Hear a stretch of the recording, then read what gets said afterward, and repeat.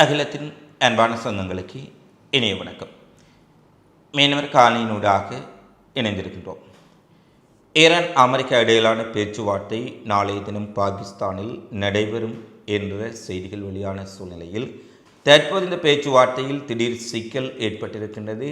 ஈரானின் உடைய பிந்தைய அறிவிப்பு மிகப்பெரிய பதற்றத்தை தற்போது ஏற்படுத்தி இருக்கின்றது. ஐரோப்பிய ஒன்றியம் இஸ்ரேல் மீது உடனடியாக பொருளாதார தடை விதிக்க வேண்டும் என்ற கோரிக்கையை ஸ்பெயின் மிகப்பெரிய அளவில் எழுப்பியிருக்கின்றார்கள். லெபனான் அப்பாவி பொதுமக்கள் மீதான தாக்குதலுக்கு மிக கடுமையான பதிலடியை ஹிஸ்புல்லா இயக்கம் கொடுத்திருக்கின்றார்கள். இஸ்ரேல் முழுவதும் சைரன்கள் ஒலிக்க விடப்பட்டிருக்கின்றது. இந்த நிலையில் பிராந்தியத்திலும் உலகிலும் நடைபெற்ற பிந்திய மிக முக்கியமான சம்பவங்களை இந்த காணொலியில் பார்க்கலாம். ஈரான் அமெரிக்க பேச்சுவார்த்தைக்காக பாகிஸ்தான் மிகப்பெரிய அளவில் தயாராக இருக்கின்றது. பாகிஸ்தானில் 10,000க்கு மேற்பட்ட போலீசாரும் 5,000க்கு மேற்பட்ட சிறப்பு படைகளும் குவிக்கப்பட்டிருக்கின்றார்கள்.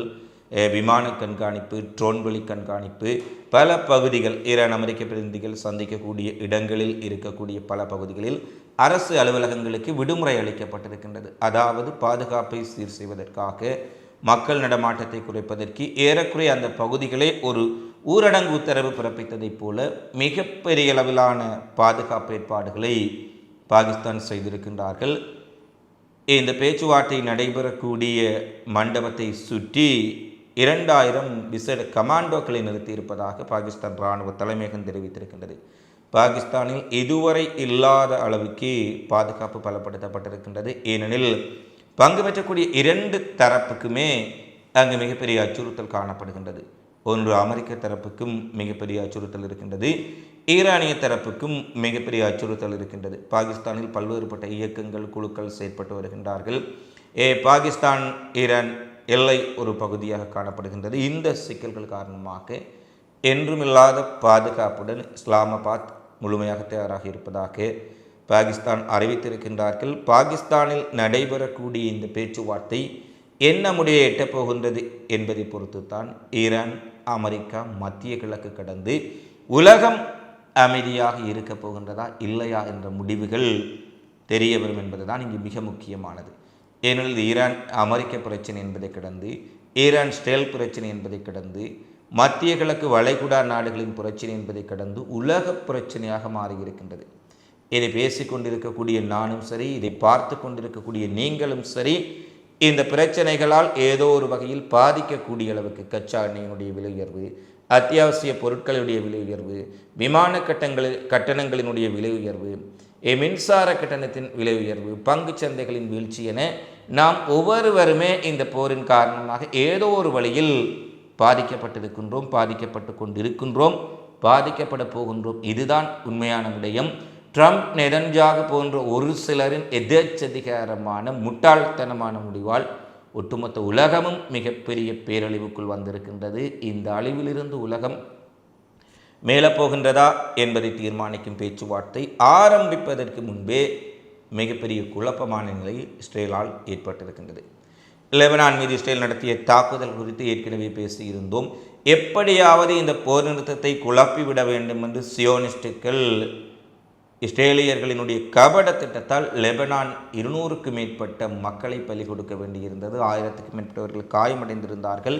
கடந்த 48 மணி நேரத்தில் லெபனான் மீது இஸ்ரேல் நடத்திய தாக்குதலில் 259 பேர் கொல்லப்பட்டிருக்கின்றார்கள். இதில் 39 குழந்தைகள் கொல்லப்பட்டிருக்கின்றார்கள் என்ற செய்திகளும் வெளியாக இருக்கின்றன. இந்த நிலையில்தான் லெபனான் மீதான தாக்குதல் நிறுத்த வேண்டும் என பலரும் பிரான்ஸ், ஸ்பெயின், பல்வேறுபட்ட நாடுகள் கூட்டாக போப்பாண்டவர் போப் லியோ அவர்கள் கூட ஒரு அவசர கோரிக்கையை இஸ்ரேலுக்கு விடுத்திருக்கின்றார். இந்த சூழ்நிலையில் ஈரானின் உடைய பேச்சுவார்த்தை குழுவில் பங்கேற்கக்கூடிய 2 சபாநாயகராக இருக்கலாம், வெளியுறவுத்துறை அமைச்சர் அப்பாஸ் அரக்ஷியாக இருக்கலாம், ஒரு விடயத்தை தெளிவுபடுத்தி விட்டார்கள்.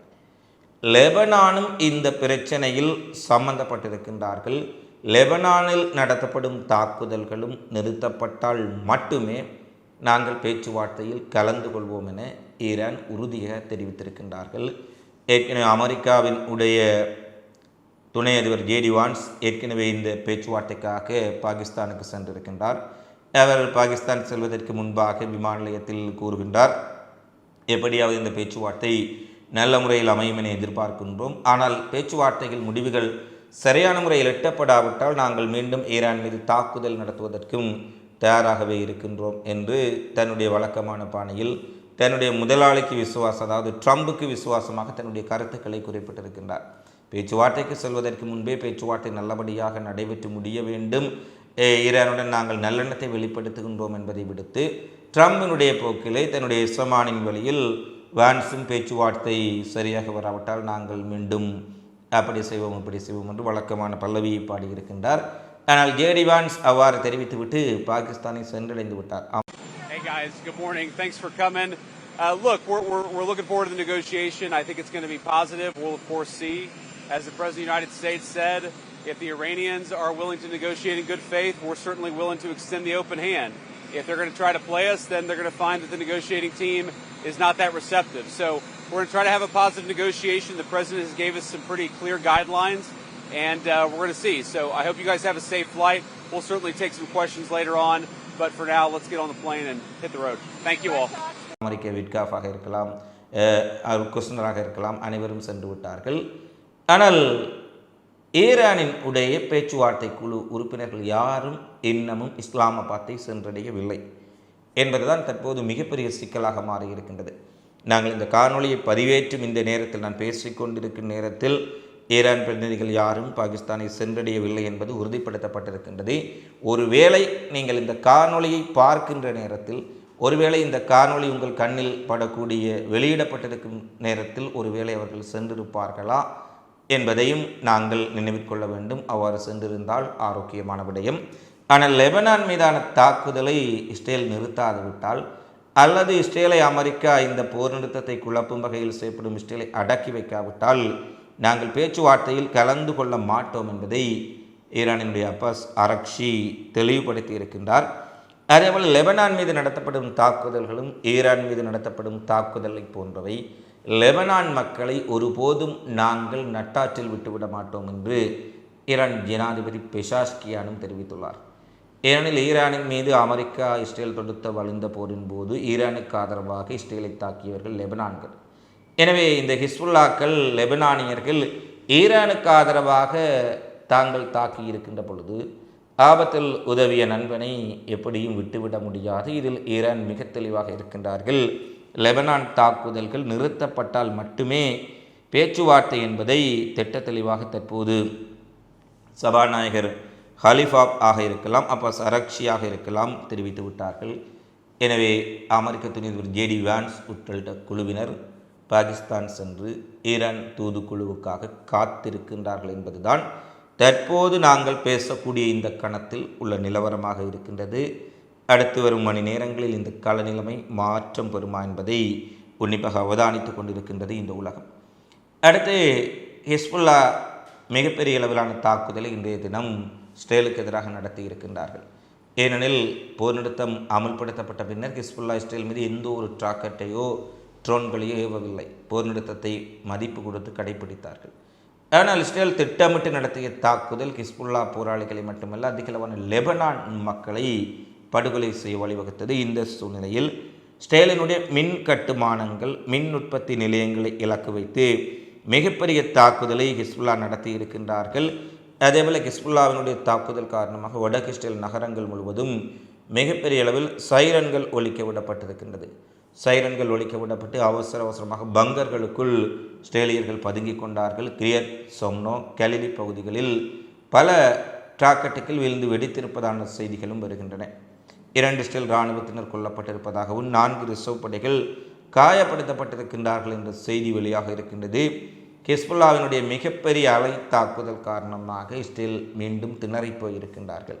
ஏனெனில் கிரியாத் சோம்னா பகுதியில் பல குடியிருப்புகள் மீதும், மெட்டலா பகுதியில் இருக்கக்கூடிய குடியிருப்புகள் மீதும் ராக்கெட்டுகள் நேரடியாக விழுந்து வெடித்திருக்கின்றன. இவ்வளவு தாக்குதல்களை ஹிஸ்புல்லாக்கள் மீது நடத்திய பின்னரும் அவர்களுடைய ஏவுகணை கிடங்குகள் அனைத்தையும் அழித்து விட்டோம் என்று சொல்லும் பொழுது அவர்கள் ஒரே நாளில் 40 ஏவுகணைகளை ஏவியிருப்பது இஸ்ரேலுக்கு மிகப்பெரிய சிக்கலை ஏற்படுத்தி இருக்கின்றது. எனவே ஈரான் குறிப்பிட்டதைப் போல லெபனானிலும் ஒரு போர் நிறுத்தத்தை செய்துவிட்டு இஸ்ரேல் சமாதானத்திற்கு வருவது லெபனான் மக்களுக்கு மட்டுமல்ல, வடக்கு இஸ்ரேலியர்களுக்கும் உகந்தது என்பதுதான் பலருடைய கருத்தாக இருக்கின்றது. நெதன்யாகு என்ற ஒருவன் தன்னுடைய ஊழல் மோசடி கிரிமினல் குற்றச்சாட்டுகளில் இருந்து தான் தப்பிப்பதற்காக லெபனான் மக்களை, ஈரான் மக்களை, காசா மக்களை மட்டுமல்ல இஸ்ரேலிய மக்களையும் பலி கொடுத்து கொண்டிருக்கின்றான் என்பதுதான் தற்போது 100% உண்மை. இதை இஸ்ரேலியர்கள் புரிந்து கொள்ளக்கூடிய நாள் எப்போது வருமோ அப்போதுதான் அவனுடைய ஆட்சி முற்றாக அங்கு தகர்த்தெறியப்படக்கூடிய ஒரு நிலையும் ஏற்படும் என்பதை நாங்கள் நினைவில் கொள்ள வேண்டும். ஹிஸ்புல்லா தாக்குதல் காரணமாக மீண்டும் வடக்கு இஸ்ரேல் முழுவதும் ஒரு பதற்றமான சூழ்நிலை. மீண்டும் வடக்கு இஸ்ரேலை விட்டு இடம்பெயர்ந்து மத்திய இஸ்ரேல் பகுதிக்கு சென்றவர்கள் யாரும் திரும்பி வர முடியாத ஒரு சூழ்நிலை ஏற்பட்டிருப்பதாக இஸ்ரேலுடைய எதிர்க்கட்சி தலைவர் லாபிர் குற்றச்சாட்டி இருப்பதுடன் ஈரானிடம் மட்டுமல்ல ஹிஸ்புல்லாவை கூட இவர்களால் வெற்றி பெற முடியவில்லை.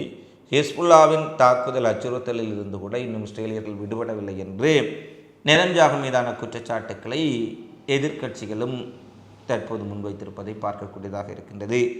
எனவே அனைத்து முனைகளிலும் இஸ்ரேல் மிகப்பெரிய அளவில் தோற்கடிக்கப்பட்டு கொண்டே இருக்கின்றார்கள் என்று இன்று இஸ்ரேலினுடைய எதிர்க்கட்சி தலைவர் அறிவிப்பில் டைம்ஸ் ஆஃப் இஸ்ரேல் பத்திரிகைக்கு நேர்காணலில் தெரிவிக்கின்றார். அடுத்து கார்மூஸ் ஜலச்சந்தியில் சுங்க கட்டணம் அறவிடப்படுவது தொடர்பான செய்திகள் ஏற்கனவே அறிந்திருக்கின்றோம். சீனாவினுடைய யுவானில் அதற்குரிய கட்டணங்கள் செலுத்தப்பட்டதென்னரே கப்பல்கள் அந்த பகுதியை கடந்து செல்வதாக கூறப்பட்ட சூழ்நிலையில் தற்போது கார்மூஸ் ஜலச்சந்தி பயண கட்டணங்கள் ஈரானுடைய நாணயம் ரியாலில் செலுத்தப்பட வேண்டும் என்ற முன்மொழிவை ஈரானிய பாராளுமன்றம் முன்மொழிந்திருக்கின்றது. இந்தியாவின் மும்பையில் இருக்கக்கூடிய ஈரான் துணை தூதரகம் வெளியிட்ட செய்தியில் ஈரான் நாடாளுமன்றத்தின் தேசிய பாதுகாப்பு ஆணைய தலைவர் நாடாளுமன்ற தீர்மானம் ஒன்றில் கார்மூஸ் ஜலச்சந்தி வழியாக செல்லும் பயண கட்டணம் ஈரானின் தேசிய நாணயமான ரியாலில் செலுத்தப்பட்டால் அது சிறப்பாக இருக்கும் என்றும் ஈரானுடைய நாணயத்தினுடைய பெருமதியும் இதன் காரணமாக மிகப்பெரிய வளர்ச்சி போக்கை எட்டும் என்றும் ஒரு கருத்தை வெளியிட்டிருக்கின்றார்கள். எந்த பொருளாதார தடைகளை விதித்து எந்த நாணயத்தை வீழ்த்தி ஈரானுடைய ரியாலை ஒரு செல்லாக்காசாக ஒரு அமெரிக்க டாலருக்கு எதிராக லட்சக்கணக்கான ஈரானிய ரியால்களை சமப்படுத்த வேண்டும் என்று ஈரான் பொருளாதாரத்தை தகர்த்தெறிய நினைத்தார்களோ அந்த ரியாலே இன்று உலகம் முழுவதும் கப்பல்கள் செல்லும்போது கட்டக்கூடிய ஒரு கட்டண நாணயமாக டாலருக்கு நிகரான ஒரு நாணயமாக வரப்போகின்றதா என்ற அச்சம் தற்போது ஈரானின் தீர்மானத்தால் அனைவருக்கும் ஏற்பட்டிருக்கும். ஆனால் நிச்சயமாக இந்த போரின் பின்னர் ஈரானினுடைய ஹார்மூஸ் ஜலச்சந்தி விவகாரத்தில் ஈரான் மிகப்பெரிய வருவாயை ஈட்டப் போகின்றார்கள் என்பதில் எந்த மாற்று கருத்தும் இல்லை. அமெரிக்கா இதற்குத்தான் ஈரானுக்கு வழியமைத்து கொடுத்திருக்கின்றார்களா என்று கூறும் அளவுக்கு ஹார்மூஸ் ஜலச்சந்தியினுடைய கட்டுப்பாட்டை மேலும் இறுக்கமாக்கி இருப்பதுடன் அது தொடர்பான சட்ட திட்டங்களையும் ஈரான் புதுப்பிக்க தொடங்கிவிட்டார்கள். இறுதியாக இஸ்ரேலுடனான வர்த்தக ஒப்பந்தங்களை ஐரோப்பிய ஒன்றியம் உடனடியாக இடைநிறுத்த வேண்டும் என ஸ்பெயின் பிரதமர் பெட்ரோ சான்ஸ் அவர்கள் அழைப்பு விடுத்திருக்கின்றார். என்று காசாவினுடைய அமைதி வாரியம், அதாவது காசா அமைதி பணிகளை ஒருங்கிணைந்து பார்வையிடக்கூடிய மேற்பார்வை செய்யக்கூடிய நாடுகளினுடைய பட்டியலிருந்து ஸ்பெயினை தற்போது இஸ்ரேல் அகற்றி இருக்கின்றார்கள். இஸ்ரேலில் இருக்கக்கூடிய ஸ்பெயின் தூதரை வெளியேற வேண்டும் என்று கூறியிருக்கின்றார்கள். அதே போல் ஸ்பெயினுக்கு எதிராக மிகப்பெரிய அளவிலான கண்டனங்களை, ஏனெனில் இஸ்ரேலினுடைய குற்றங்களையும் போர்க்குற்றங்களையும் படுகொலைகளையும் நேரடியாக முதுகெலும்போடு கண்டிக்கக்கூடிய ஒரு நாடாக ஸ்பெயின் காணப்படுகின்றது. இஸ்ரேல் அமெரிக்காவினுடைய குற்றங்களை ஐரோப்பா முழுவதும் புடம் போட்டு காட்டுகின்றார்கள். இவர்கள் எடுக்கக்கூடிய போர்க்குற்றங்களுக்கெல்லாம் எதிராக முதலாவதாளாக பெட்ரோ சான்சஸ் அவர்கள் நிற்பதால் இஸ்ரேல் மிகப்பெரிய கடுப்பில் இருக்கின்றார்கள் ஸ்பெயின் மீது. இந்த நிலையில்தான் ஸ்பெயினை காசாவில் இருந்து வெளியேற்றுகின்றோம், இஸ்ரேலில் இருந்து வெளியேற்றுகின்றோம் என்ற அறிவிப்புகள் வெளியான சூழ்நிலையில் தொடர்ச்சியாக திட்டமிட்ட முறையில் போர்க்குற்றங்களை இழைக்கும் இஸ்ரேல் மீது உடனடியாக ஐரோப்பிய ஒன்றியம் அனைத்து ஒப்பந்தங்களையும் நிறுத்தி பொருளாதார தடையை விதிக்க வேண்டும் என சான்சஸ் விடுத்திருக்கக்கூடிய அழைப்பு ஐரோப்பாவில் ஒரு புதிய மாற்றம்.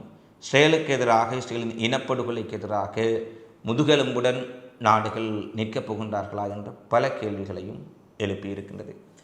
இவைதான் தற்போது வரை வெளியான மிக முக்கியமான உலகின் செய்திகளாக பதிவாக இருக்கின்றன. தொடர்ந்தும் உலகெங்கில் நடைபெறும் செய்திகளை உடனுக்குடன் அறிந்து கொள்ள அகிலம் சேனலை சப்ஸ்கிரைப் செய்து கொள்ளுங்கள். இந்த காணொளி பற்றி தொடர்பிலான உங்களது மதிப்புமிக்க கருத்துக்களை தவறாமல் கமெண்ட்ஸில் பதிவிடுங்கள். மீண்டும் அடுத்த காணொளியில் சந்திப்போம். நன்றி, வணக்கம்.